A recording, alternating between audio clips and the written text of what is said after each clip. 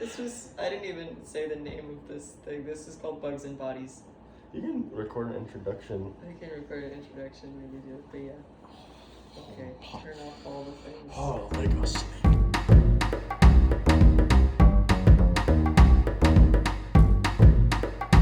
Have you ever heard of cattle grub?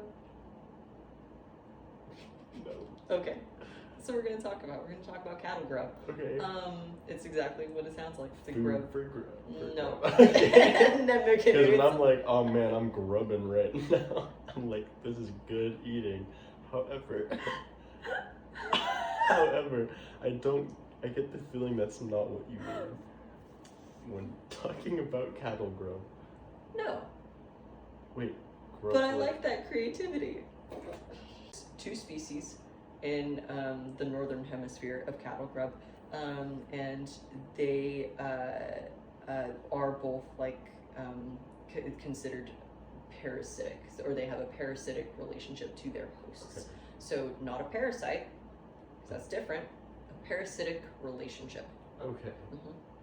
Parasite lives almost exclusively. I believe the difference is that a parasite lives almost exclusively inside the body and only kind of leaves for a minute. But then a parasitic relationship is something. These are outside guys. These are outside, but they require to go through. Uh-oh. But they live outside. But the hookworm, most of its life is inside the body. It only exits the body as an egg and then leaves. Yeah. Okay. And this one's a different. Okay. So they have a parasitic relationship. We've talked about that with domestic cattle. So cattle and agriculture. The common cattle grub and the northern cattle grub are a little bit different, but both are found in the continental United States. Their eggs come from the warble fly. And these flies are also called heel flies because when they lay their eggs on the cow, they typically do it around the heel, around the lower portion of the leg. And the cows don't like that. It really bugs them. And they really don't like the warble fly, so sometimes they'll kick at their own heels and do a lot of weird behavior things to try to get the larva off once they're laid on their legs. So it's called the heel fly because it lays the eggs on the heel. And they'll kick at their own heels to try to get the pupae off, and that's really not good for them. They can hurt themselves very easily that way. Adult warble flies, they're gonna live for about 3 to 5 days, but that's their living time, you know. It's not very much. No, it's not. They got a lot of living, dude. 3 to 5 days. So just long enough to reproduce and lay eggs on another cow's legs. One heel fly can lay about 800 eggs. Yes. And it deposits them in these little rows of 6 along a hair follicle. On a cow, which is so intricate and tiny, and I don't have pictures because I know it's gross. Yeah, I looked at it and I thought, should I show Jack? And then I thought, nobody likes that. Nobody needs to know that. Yeah, that's a lot of stuff in 5 days, dude. It's a lot to do in 5 days. Yeah, if you live all 5 days. Yeah. So after about 4 to 7 days of living on the cow's leg, they hatch, and the larvae crawl through the cow's hair to its skin, and then they burrow. They burrow until they reach the subcutaneous connective tissue. Is that still part of the skin, or is that past? The deepest layer of the skin. It's mostly fat cells and connective tissue, but it is the deepest layer of skin before you get to the rest of the gunk that is the body. Okay. So unlike the hookworm, these larvae definitely irritate when they're burrowing. The hookworm was it's not so bad, they're so little, they're just warm. These guys hurt. So here's the thing, is because their primary hosts are cows, we can't really totally for sure say how much that bothers the cow, you know? So observationally we can say that seems to irritate the cow. I don't think it sounds fun, and I feel like it probably hurts a little bit at least. But irritates the cow. Take that like generally, bare minimum when they're penetrating the skin. So they travel through the subcutaneous connective tissue, and they make their way up the legs towards the diaphragm as they grow, and then when they reach the esophageal wall, this is like a couple layers of protective the tissue around the esophagus so that you don't get burned by acids, when everything's going in. So the submucous layer is made up of connective tissue, and that is where the larvae like to live and grow in the esophagus, which, like, I say this, but this is so different from what a cow's got going on. But yeah, so they live there for all summer long, and they party all summer and autumn, and they party and they grow until they're about 12 millimeters long. Remember, a dime is about 18 millimeters long, so still little, but almost dime size. That's big, and like for something inside. Big for a bug in your throat, absolutely. So around January, February, they leave the esophageal wall, and they travel again through the subcutaneous tissue. That's their favorite route. They're good at that. Yeah, they're really good at that, and they go from here to the cow's back, like along the spine, their dorsal at the top. And once they reach the cow's back,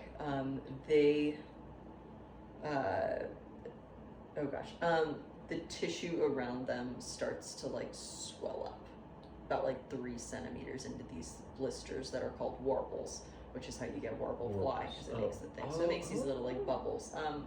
So it's like a cyst, and then that cyst gets like bigger and bigger until it perforates.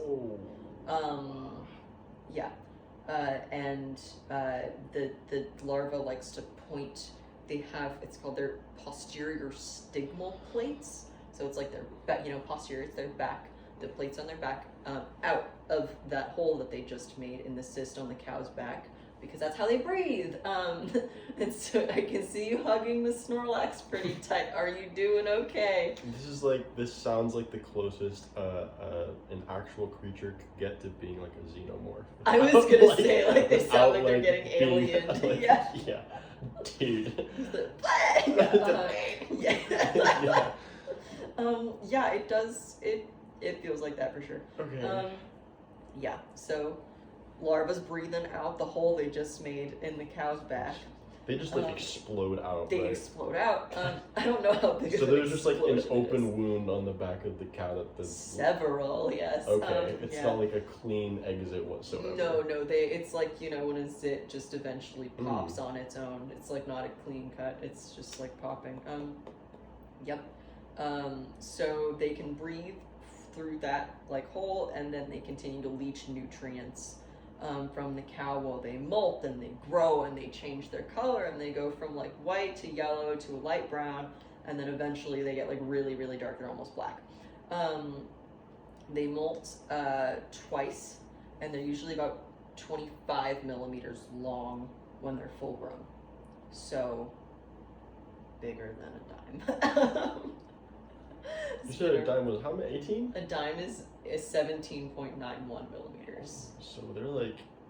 So a dime is 17.91, that's about this. And then they're 12 millimeters, they're 25 millimeters long. So like a dime and a half? Yeah, I don't even math like that. Don't even math like that? I don't math like that. Visual math works better for me. Not much. that long, that's too long. Much. This is great for an audio medium. Us like trying to figure out with like with our finger measurements how long 12 or 25 millimeters is. Definitely very noticeable. Definitely visible. Man, absolutely. Cows can't do nothing about that. They cannot. That's why they're kicking at their heels. Well, they do try to do some stuff about that, but we'll get to it. Okay. So when they're full grown, they're 25 millimeters long. In the spring, beautiful, sun is shining, clouds have parted, snow has melted. When they finally mature, they wiggle out of that perforated cyst and they fall on the ground. And then they burrow back down in the soil and they pupate. So this is the stage between larva and fly where the larval tissues break down with the enzymes. They like secrete enzymes that like break down the larval tissues. Sorry, I said that completely out of It's order. okay. I get it. You're like, I got it. I'm picturing in my head. It's not great, but I get it. Fair, yeah. Yeah, so they keep doing that, and then their adult features start to form, like wings. Those start to show up.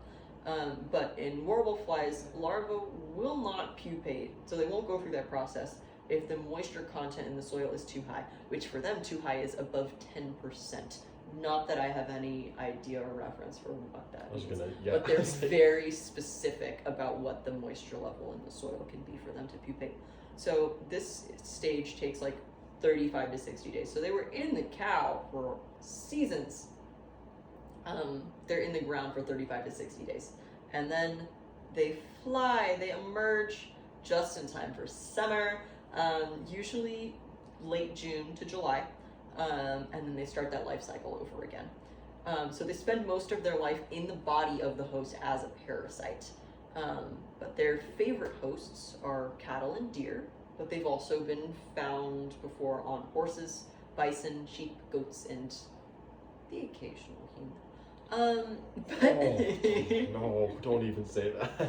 But they can't reach full development in there, so they can't move around and make their way through their body. Just hang out inside. No. Yeah, no, Okay. they die. Don't worry. Yeah, so some historians have argued that the management of cattle grubs as like an ever-present threat to a rancher's production and the health and safety of their cows became a point of cultural unity for ranchers. So spraying or dipping cattle and the mechanical removal of larvae, which I know that's a fun term, were really laborious tasks that required like strict adherence to application guidelines and timelines of like the seasons and their growth cycles. Otherwise, they would be ineffective or potentially harm the cow. So some ranchers were not too trusting of outside expert advice from entomologists, but knew that they like had to honor outside expertise at some point eventually because this was a problem. And in order to successfully battle the cattle grub, a lot of technoscience was developed, and this is all from a singular book that is like my favorite book for learning about this.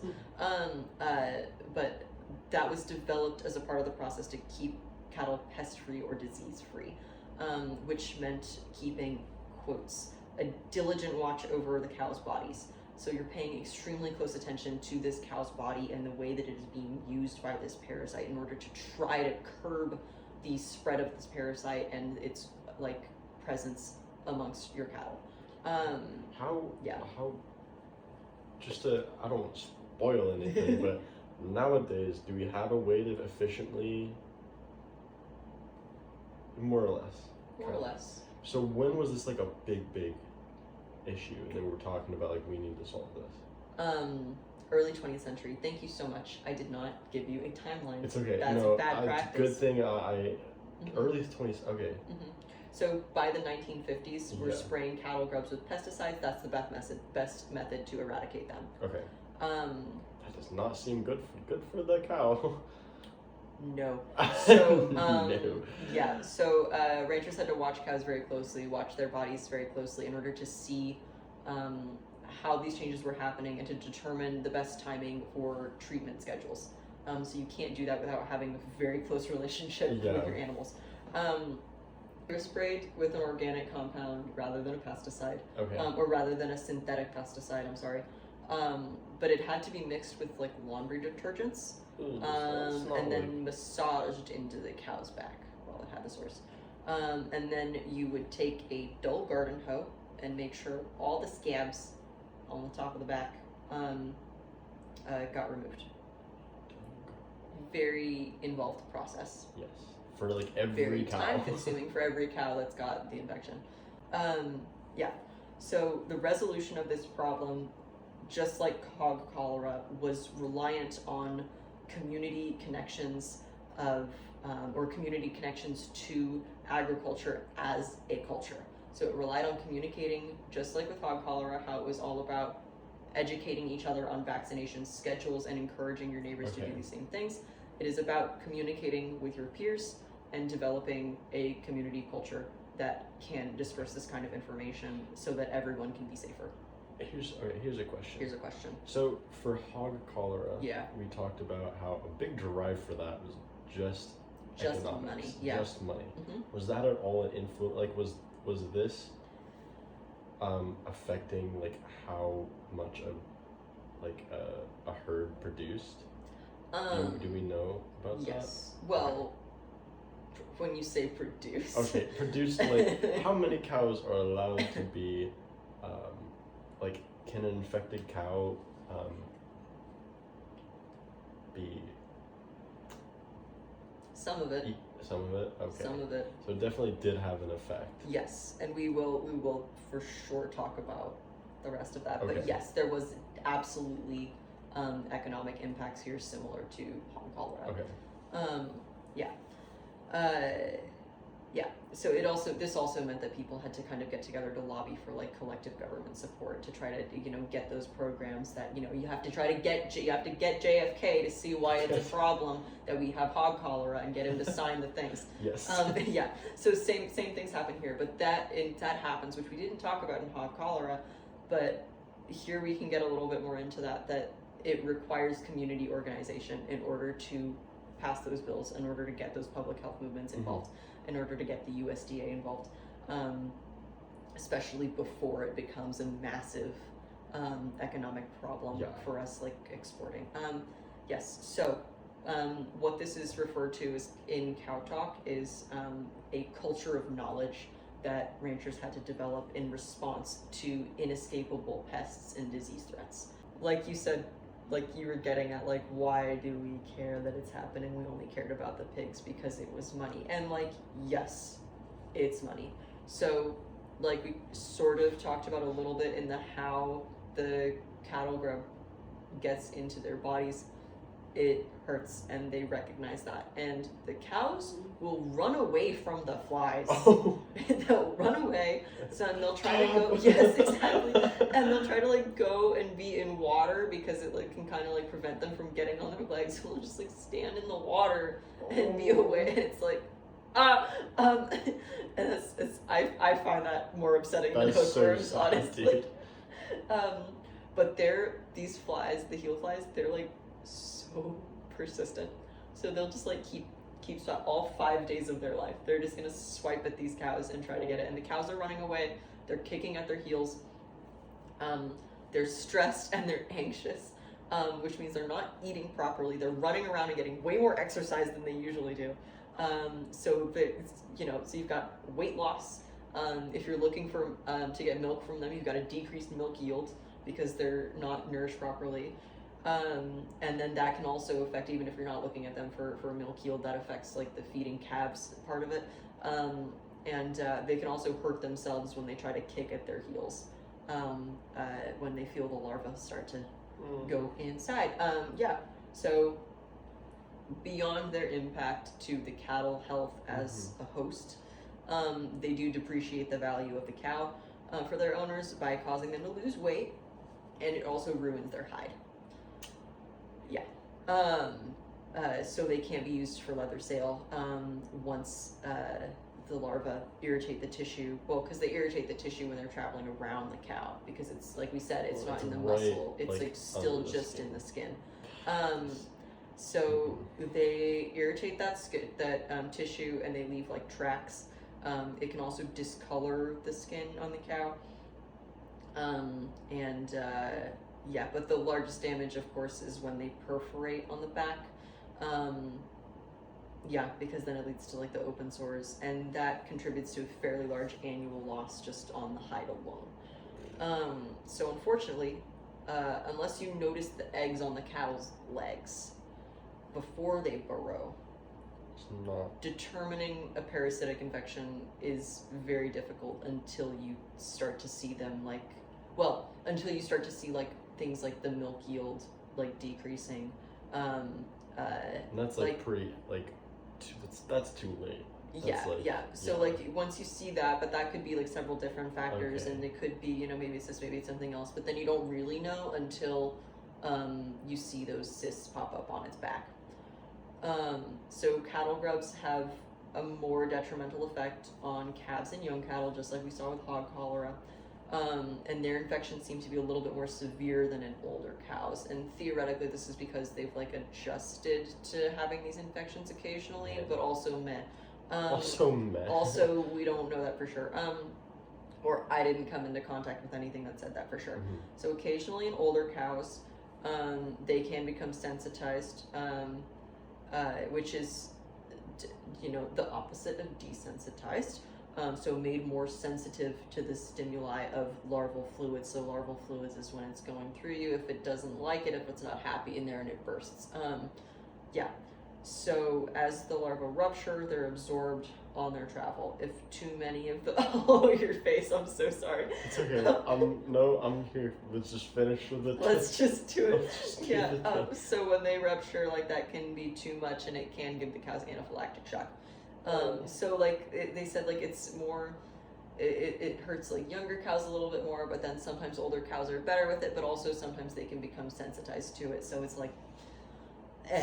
Mixed, Lots of different things happening. So that can also happen when you try to take the bugs mechanically off of the cow. If it ruptures that can also hurt the cow because it gives them that big amount of juice, and they don't. I'm so sorry. There's not a better word for it. There's not a better larval fluid is the better word for it. That is better. I don't know either. This unfortunately has affected some pregnant cows. Yes. So that's been noted to happen. I didn't see that was extremely common, but it was something that was like, we've seen this before. So we get to the part that you were asking about before. It's okay, we get to stop talking about grubs and start talking about money. Thank God. Thank God. So if the cows were intended or being raised to produce dairy, their owners can be left with about 10 to 20% of their expected yield. That's very low. They lose weight, not necessarily because the grubs are absorbing nutrients, although that is a little bit of a factor, but more because of the increased activity from running around, like we talked about. They're irritated, they're scratching at the larvae, they're running away from the flies, and we also talked about that we alluded to, it depreciates the value of the meat. So I have another kind of gross thing to explain about why that happens. Okay. So where they go on the cow, the meat becomes, and this is a descriptor that was used in several different agricultural sources. The same way. Becomes jelly-like.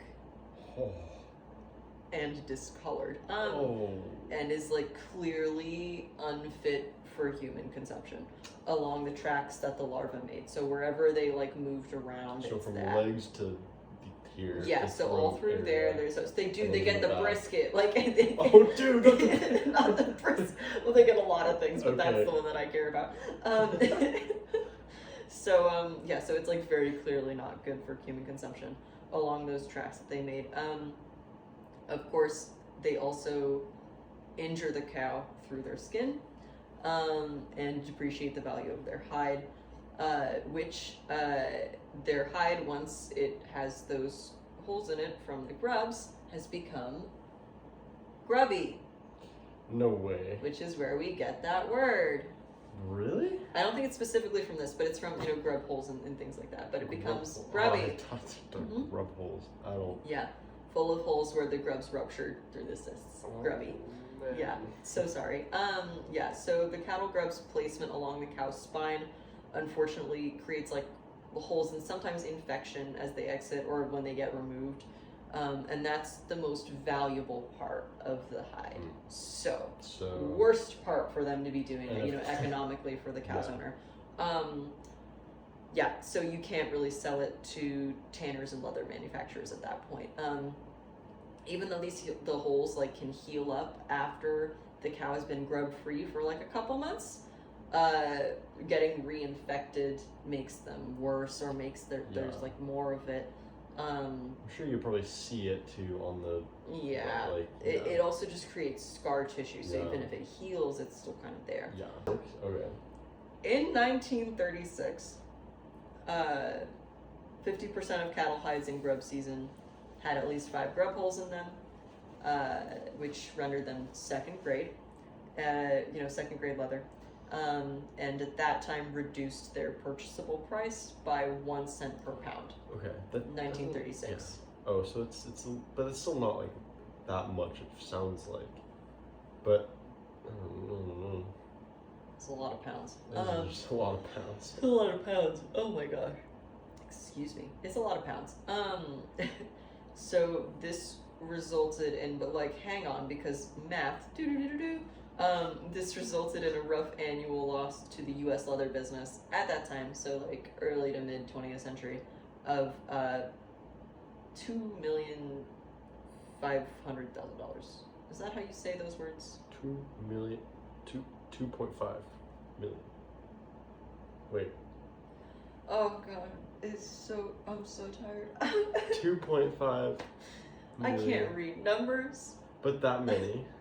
Many. 2.5 million. That's like a lot. It's a lot. Yeah, it results in a rough pound, annual loss dude. to the U.S. leather business of $2.5 million Oh, man. at that time, which is then, that cost is then passed back to ranchers, and then also on the other end to people consuming leather products. So contributes to the price of leather being a little bit more expensive. So occasionally those hides are only worth half their expected price and present a larger return if they get like sold for, say, glue manufacturing rather than for tanning. So in 1946, studies from the USDA found that cattle grubs in beef stock for human consumption cause a considerable economic loss to ranchers, and that the beef has to be excessively trimmed around the greenish jelly-like spots. I told you I didn't choose that term myself. That's from the USDA. That's just such like a vivid, not pleasant description. It really is unpleasant when you're thinking about meat and animal flesh. That's just not it. Yeah, so the grubs make those spots in their trails. So when you're trimming it to make the beef safe for consumption, you're leaving less weight to be sold. It also creates like a rough appearance to the cuts, so they're not as like perfectly trimmed as you would normally like. People care when they look at things and it doesn't look as pretty as they want it to, unfortunately.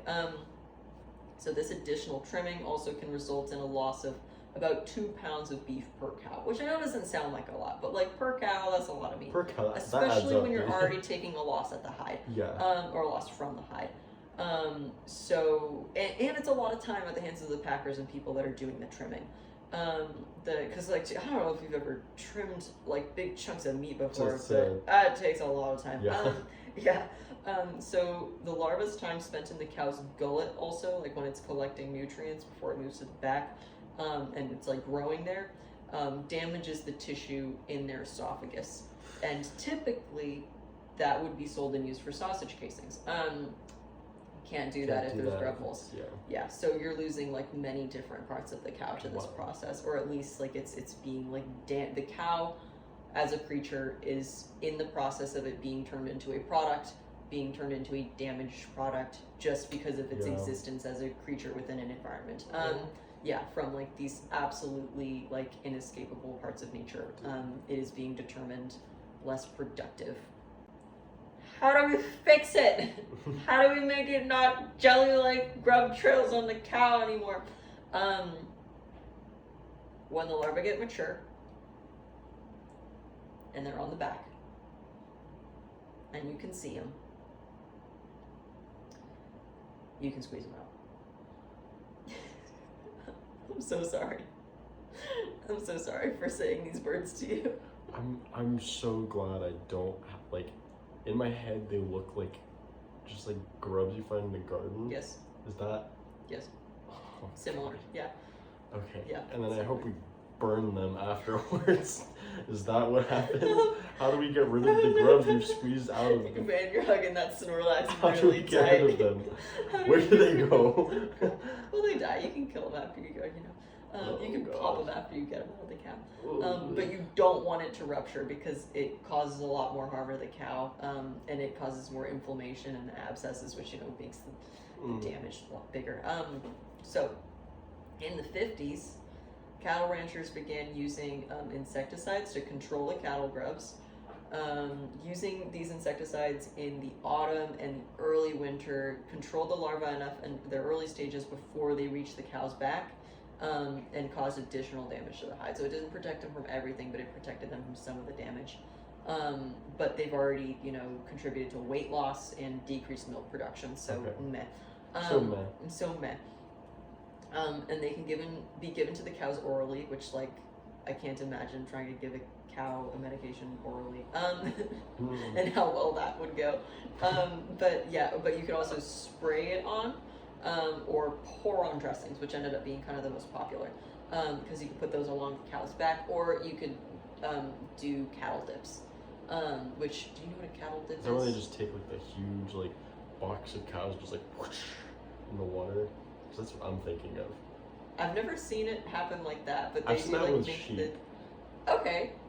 So similar, and I don't know if it's that same technology. I haven't seen that, but I have seen a lot more of the flooded canals, and you make them walk through the thing, and they have to kind of swim with just barely, and then you just dunk them, and then you let them come through.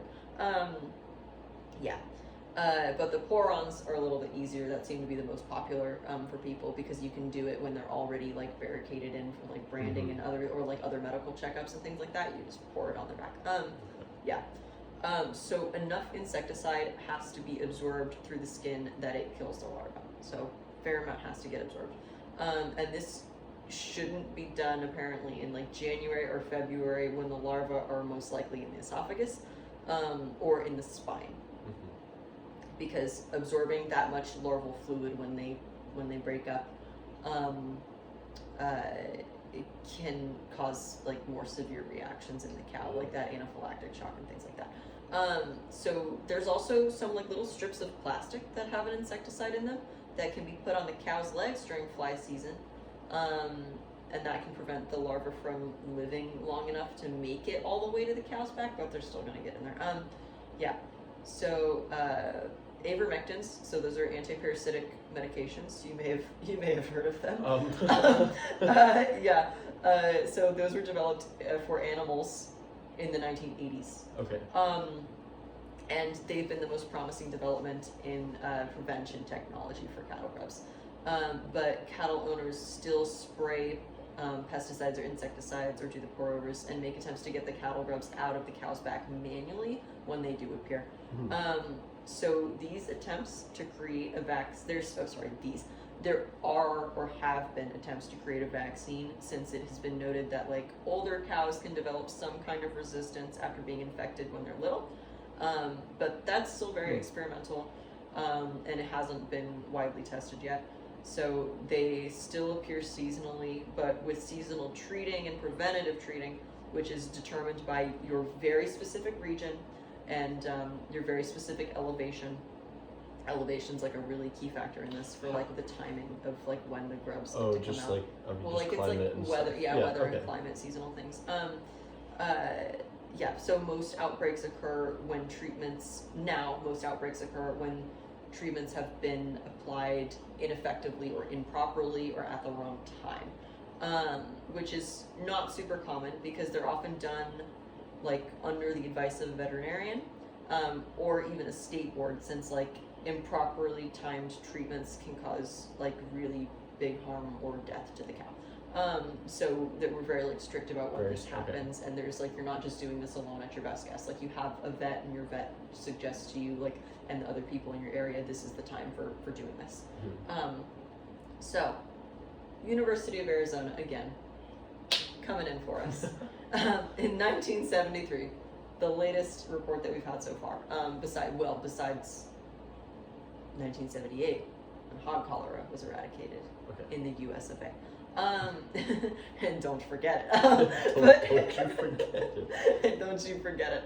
Yeah, so 1973, the U of A partnered with Arizona Animal Health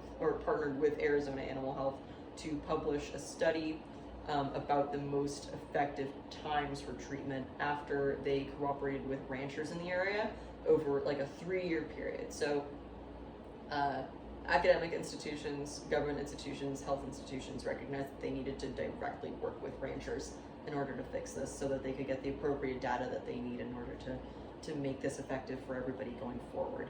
So they studied this over 3 years. It's pretty substantial. So 3 cycles of this happening.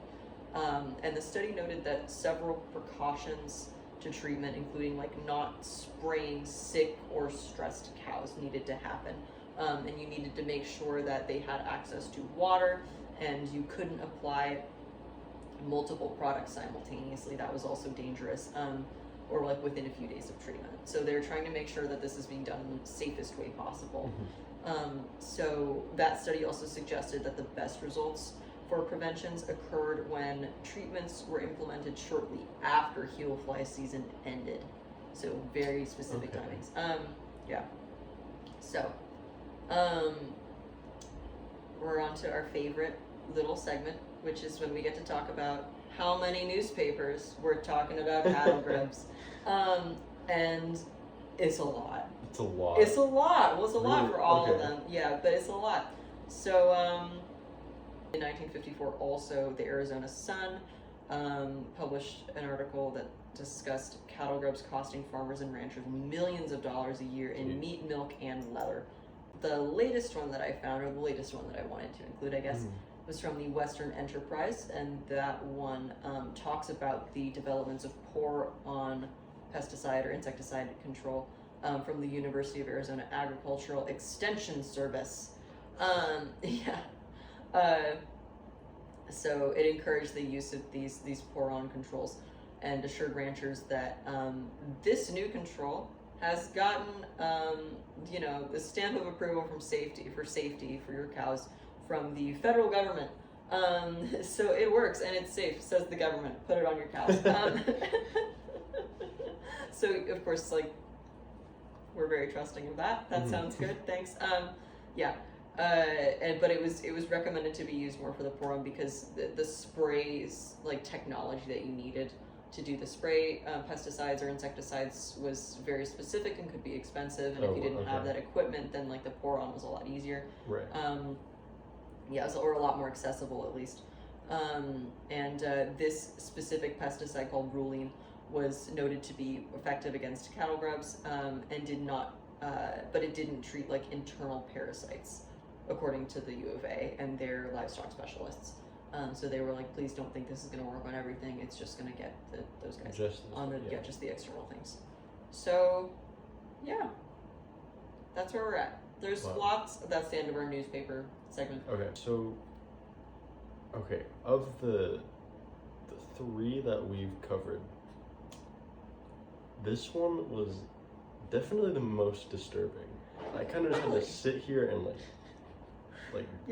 picture all the things that were going on. You didn't seem as engaged as the other ones that we talked. The first one was like the most wouldn't want that to happen to me. The classical swine flu, fever, classical swine fever, that was less disturbing, but like mostly because it was just kind of like a virus. Yeah. But this one was like they're little guys, and they get bigger than a dime, and they crawl through a cow, and they make the meat jelly, and they pop out of their back. Yep. And every part about it was not fun. And everybody's losing money, and these ranchers are all stressed and fucking terrified all these ranchers are like stressed and terrified trying to control the cattle grub, and like going at their backs with dull garden hose trying to like get them out, and like physically squeezing. So like, yeah. Yeah. I'm glad it was still dealt with before it was like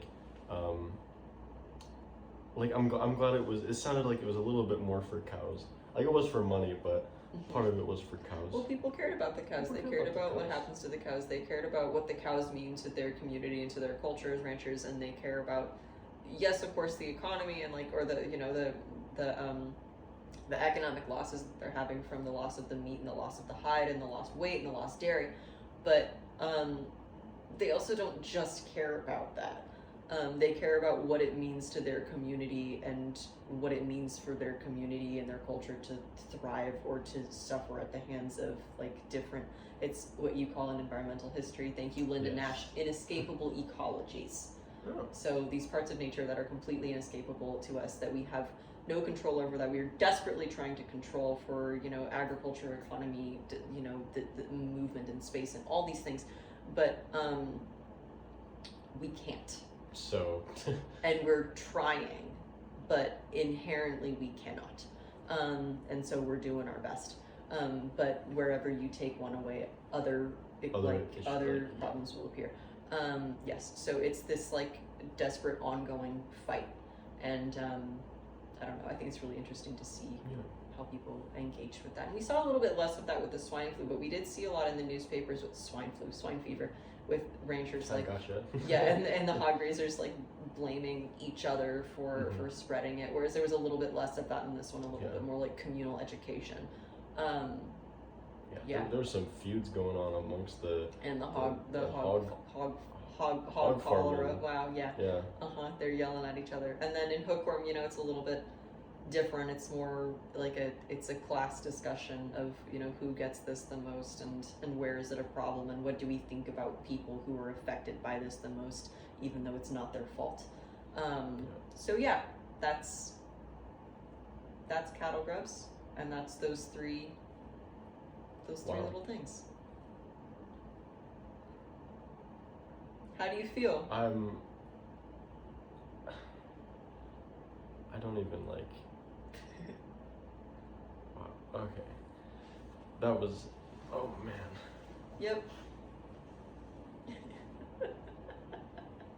So much. I don't know. Had to pivot. So that just seems like a lot that happened that I had no clue was like That's such fair. a big. That was all Arizona history. Yeah, that was all Arizona, and like that rancher culture is like so not what I'm a part of at all. Oh yeah. So no, that's me like neither, very. yeah. Yeah. Yeah, it's a very new way to try to discuss history. It's a new ones to try to discuss it. Not new in general, but like new to a lot of people. Yeah. But just examining like those things, I know like it does. Just seeing how they dealt with it and how it affected the different things does say a lot about different cultures and groups of people in that area. Yeah. Like that was very shocking how like the tolerance level different groups of people have for different things. Yeah. And how much they care about I think it's neat. Yeah. Would you say, because we talked a little bit about before that your experience with learning U.S. history was like, sure, maybe some user error, but also like mostly user error. Mostly user error, but also like it was maybe not the most thorough. Would you say that this was the environmental approach to learning about history through the environment was interesting, less interesting? I'd say it's helpful, not helpful. It's a different way of receiving information than I'm used to. It does, seeing how it affects different things requires a little more critical thinking, I think, but because of that, I think all of it comes together a little bit more. When you normally, in my experience, when I take history classes, they give you a lot of information in like a linear order, and they expect you to just kind of remember what happened after what. Okay. But this being like, oh, this happened because of this happened, and then like obviously these people reacted in this way. That makes more sense to me. Okay. For me, I like it because I find that it's it feels more tangible. Yeah. To me, so I feel like it makes things a little bit more clear for me to like follow along when I can like. Yeah. As gross as the visuals are sometimes. I'm not gonna lie, that kind of helped though. You're like, I'm real focused now that we're talking about jelly-like. Jelly-like, yeah. Yeah. Okay. Well, heck yeah. Thanks for hanging out. Yeah, thanks for having me, dude. Again, one more time. One more time. We're done. Oh, good job. Yay. Okay.